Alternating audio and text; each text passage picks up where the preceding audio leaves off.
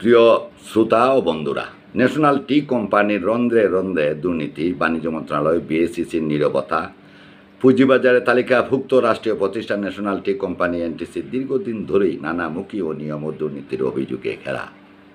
কিন্তু বিস্ময়ের বিষয় হচ্ছে, প্রতিষ্ঠানটির উপর নিয়ন্ত্রক সংস্থা Bangladesh security and exchange commission BSEC ও তদারককারী বাণিজ্য মন্ত্রণালয়ের দৃশ্যমান কোনো কার্যকর পদক্ষেপ নেই।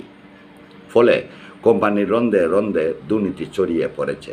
অভিযোগ উঠেছে স্বজনপ্রীতি, অবৈধ নিয়োগ, চুক্তি নবায়ন, নিয়ম ভঙ্গ এবং আর্থিক লেনদেনে স্বচ্ছতার অভাব এখন এনটিসির নিত্যদিনের চিত্র।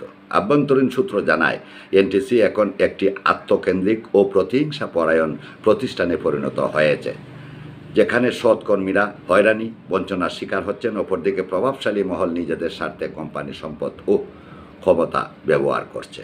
বিশ্লেষকদের মতে, বাণিজ্য মন্ত্রণালয় বিএসইসির নীরবতা এনটিসিকে আরও বেপরোয়া করে তুলেছে।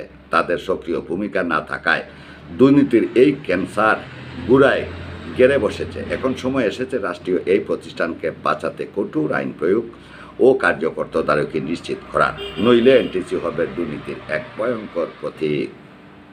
শুভেচ্ছা নিরন্তর। চ্যানেল হবিগঞ্জের খবর, admin S M Humayun Kabir.